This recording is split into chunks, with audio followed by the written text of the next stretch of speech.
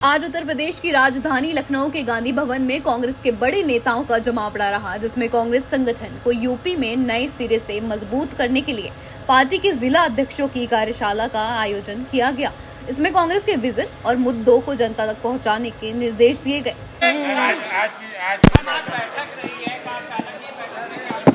बहुत कारगर बैठक रही। संगठन को मजबूत करने पर लगातार फोकस हो रहा है।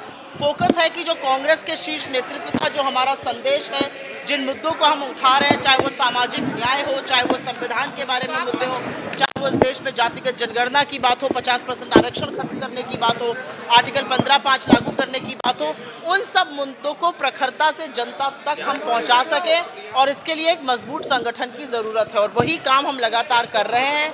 एआईसीसी के तमाम फ्रंटल और डिपार्टमेंट के हेड्स का यहाँ पर आना इस बात का सूचक है कि उत्तर प्रदेश की राजनीति को, उत्तर प्रदेश में अपनी पोजीशन को हम लोग बहुत सीरियसली ले रहे हैं और आने वाले वक्त में आपको ऐसे तमाम कार्यक्रम और दिखेंगे। वहीं महिला कांग्रेस की अध्यक्ष अलका लांबा ने मध्य प्रदेश भाजपा के मंत्री द्वारा कर्नल सोफिया पर की गई अभद्र टिप्पणी के बाद अब तक कोई कार्रवाई न किए जाने पर उन्हें तंज भी कसा।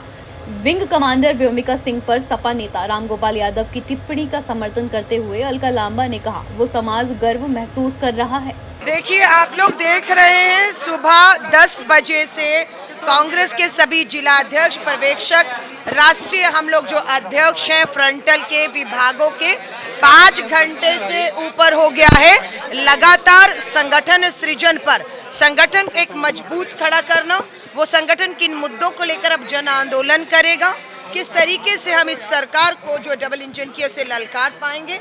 किसान हो, बेरोजगार युवा हो, महिलाओं को न्याय नहीं है उत्तर प्रदेश की धरती पर, छात्रों के साथ अन्याय, इन सब चीज़ों पर व्यापक चर्चा हुई है।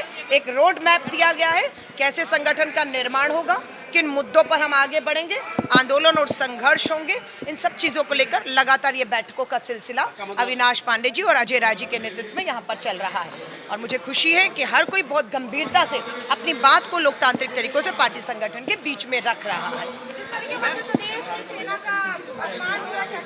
देखिए, उस पर मैंने भी अपने भाषण में बात की है कि जब हमारी सेना की एक बहादुर अफसर कर्नल सोफिया कुरैशी पर मध्य प्रदेश के मंत्री विजय शाह ने इतनी निम्न स्तर की टिप्पणी की, प्रधानमंत्री मोदी जी से जो है नड्डा जी से उम्मीद की जा रही थी कि उन्हें पार्टी से तुरंत निष्कासित किया जाए, उनको मंत्री पद से हटाया जाए। कहते हैं माफ़ी मांग ली। हम धन्यवाद करते हैं मध्य प्रदेश हाई कोर्ट के न्यायपालिका का, उन्होंने तुरंत स्वयं संज्ञान लेते हुए बीजेपी के इस मंत्री जो है विजय शाह के खिलाफ एफआईआर करने की जो है आदेश दिए हैं। उसके बाद ये सुप्रीम कोर्ट भी जाते हैं, हाँ, ये एफआईआर रद्द कराने। हम सुप्रीम कोर्ट का भी धन्यवाद करते हैं कि सुप्रीम कोर्ट ने भी फटकार लगाते हुए याचिका जो है वो वापस की और बोला हाई कोर्ट ने सही कार्रवाई किया। अब उम्मीद करते हैं कि पुलिस तुरंत कार्रवाई करे, गिरफ्तार करे और जो कानून की धाराएं हैं उसके मुताबिक। लेकिन दुख की बात है कि प्रधानमंत्री नरेंद्र मोदी जी पर लगातार सोशल मीडिया देश सब दबाव बना रहा है कि ये खाली बेटी नहीं, सेना की वर्दी में एक बेटी को आतंकियों की बहन कहा गया है, ये अपमान सहा नहीं जाएगा। लेकिन अभी तक वो भाजपा के सम्मानित सदस्य और मंत्री पद पर बने हुए हैं। ये हम जवाब भाजपा से चाहते हैं, आखिर कब तक। रामगोपाल यादव ने विंग कमांडर व्योमिका सिंह पर भी अभद्र टिप्पणी करी है। आपने वो टिप्पणी सुनी है, मैं ये कह रही हूँ, हर जाति और धर्म गर्व महसूस कर रहा है कि वो हमारे जाति, हमारे धर्म की बेटी है और वो बता रहे हैं कि विंग कमांडर व्योमिका सिंह हमारे समाज से आती है। गर्व महसूस कर रहा है वो समाज, बता रहे नहीं वो हमारे समाज से है। कर्नल जो है सोफिया कुरैशी गर्व कर रहा है उनका सब, और हम सब, ऐसा नहीं कि वही धर्म और वही समाज गर्व कर रहा है। ये दोनों बेटियां जाति और धर्मों से उठ करके भारत की बेटी हैं, सेना है और सेना का जो शौर्य पराक्रम जो दिखाया है उसके लिए सलाम है। सेना को सलाम। लगातार अमेरिका राष्ट्रपति बयान दे रहे हैं, कैसे देखती हैं इन बयानों को? देखिए, डोनाल्ड ट्रंप लगातार माफी चाहूंगी, कोई सड़क पे चलता हुआ आदमी नहीं कह रहा बार बार सीना ठोक कर बार बार देश में और विदेशों में जाकर डोनाल्ड ट्रंप अमेरिका के जो प्रेसिडेंट है वो कहते हैं ये हुआ है। हम प्रधानमंत्री नरेंद्र मोदी जी को इतना ही तो कह रहे हैं, लोकतंत्र है ना, बुला लीजिए लोकसभा और राज्यसभा का सदन, आप भी बता दीजिए सच्चाई क्या, ऑन रिकॉर्ड, इतिहास में रिकॉर्ड में संसद के दर्ज होने दीजिए।